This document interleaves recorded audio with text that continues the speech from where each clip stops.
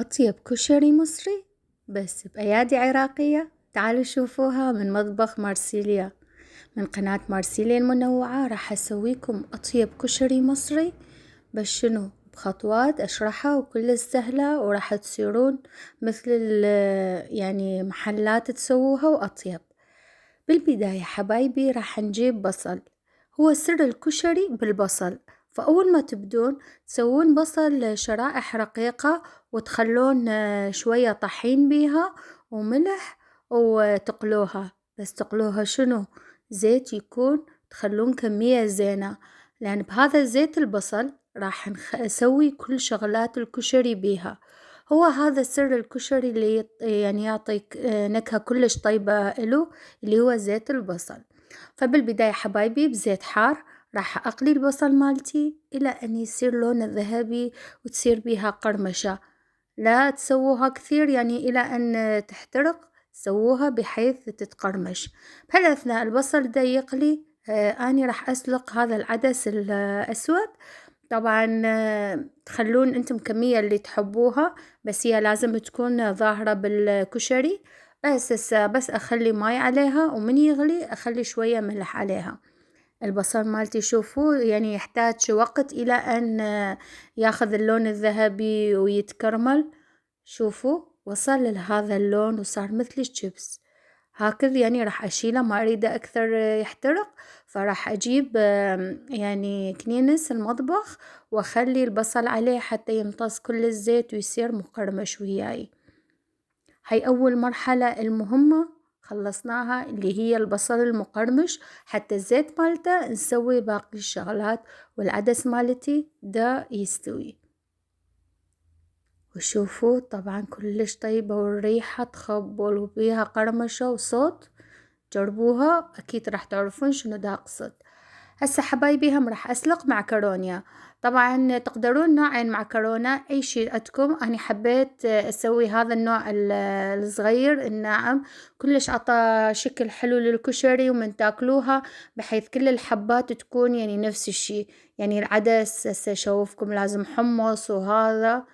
فالعدس مالتي استوى، من يستوي راح أبدي أسوي التمن مالتي. طبعا بزيت البصل خليت وشعرية كمية زينة، بس تتحمص الشعرية أنا جبت رز.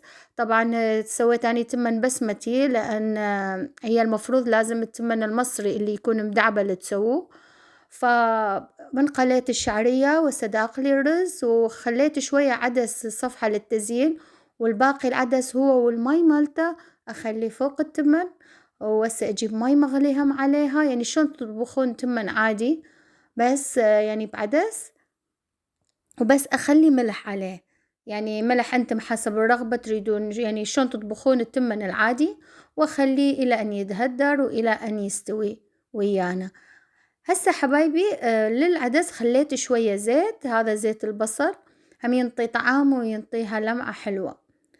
هسه أغراضي تقريبا صاروا جاهزين اللي نزين بيها. هسه راح أخلي زيت البصل على الحمص وعلى المعكرونيا اللي راح أخليها بالكشري. طبعا هاي الخطوات كلش مهمة، لأن هاي الخطوات اللي تسوينا كشري طيب، حتى من نخلط المواد ويا بعضها ومن تاكلوها كله يكون بيها طعم كلش طيب.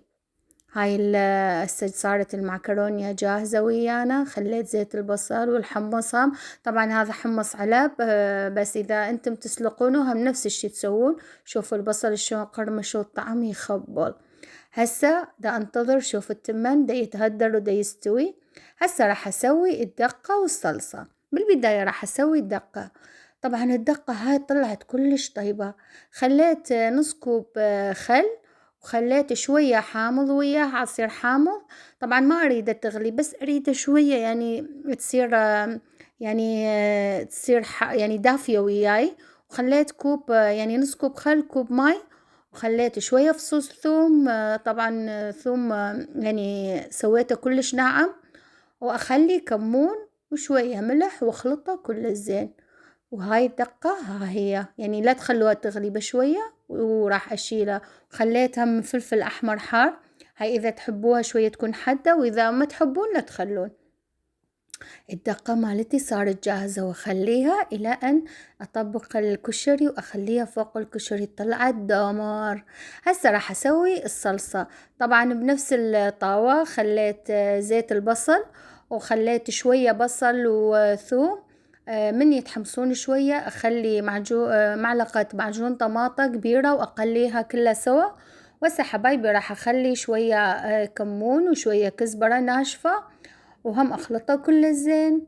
بعدين أخلي ماي حار، طبعا ماي مغلي، وأخلي شوية ملح وخل هم شوية، لا تخلون خل كثير، بس شوية بهاي، ونخليها إلى أن تغلي وتصير يعني صلصة كلش يعني ثخينة ويانا. وبس طبعا هذول الصلصتين هما ويخلون الكشري طيب، اللي هي الدقة أو الدقة يسموها، هاي صلصة الطماطم. شوفوا ثخنت وصارت، المصريين يقولون تسبكت، يعني مسبكة. وبس حبايبي التمن مالتي صار جاهز. هسه جينا الأهم مرحلة اللي هي شلون نطبق الكشري. طبعا حبايبي تريدون تسوون يعني معون كبير، أو تريدون أنتم كل واحد يصب صحن صغير. أنا سويته كله بصحن كبير، ونحن بعدين نغرف ونخلي. طبعا شوفوا التمان كلش طيب، طلع ويا العدس ويا الشعرية. بالبداية خليت التمن مالتي، وهسه الطبقة الثانية راح أخلي المعكرونة. طبعا مثل ما قلت المعكرونة تقدرون نوعين تسوون، وأي أنواع اللي عندكم ما تفرق. هسه حبايبي ورا ما خليت المعكرونة راح أخلي الحمص. طبعا الحمص بس دا أخليه هسه على الجوانب، و أو خليته يعني كله داير مداير الحمص. طبعا انتم تتفننون شلون تريدون تخلون يعني. هسه العدس اللي شلته هم راح أخليه داير مداير هكذا مثل دويرة. وحبايبي هسه ورا ما خليت شغلاتي، هسه راح أجيب صلصة الطماطة. طبعا هون يعني ما خليت الدقة كل واحد هو يخلي يعني بصحنه. هوني بس شوية خليت صلصة طماطم، لا تكثرون، لأن يجوز أكو منهم ما يحبوها، أكو منهم هاي، فبس شوية تخلون هم يعني للون وللشكل يطلع حلو. بعدين كل واحد بصحنه يصب شقد يريد صلصة طماطة وشقد يريد دقة بصحن مالته.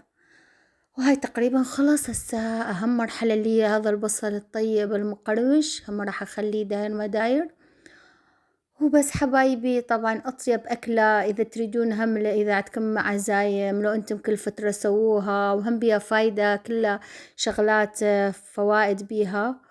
وبس حبايبي أتمنى عجبكم الفيديو والوصفة كانت سهلة عليكم. وشوفوا الطبقات تخبل، جربوها وأكيد راح تدعوا لي.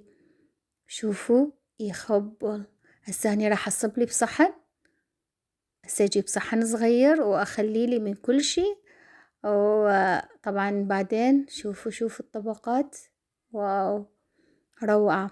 بعدين أخلي لي شوية صلصة وشوية الدقة فوقاته وأخلطه وآكل. وبس حبايبي هذا كان فيديو اليوم. أتمنى الوصفة عجبتكم. طبعا الوصفة من بلدنا المصري الشقيق، وأطيب كشري. وألف عافية عليكم، وشكرا على هاي الأكلة الطيبة اللي يعني نحنا تعلمناها ودا نسويها. وبس حبايبي انتم هم سووها. واو شوفوا الصلصة، صلصة الطماطم والدقة، وألف عافية. جربوها، وإذا أول مرة تشوفون قناتي اشتركوا بالقناة وانتظروني بالوصفات والأكلات الجاية. وألف عافية. باي، جربوها.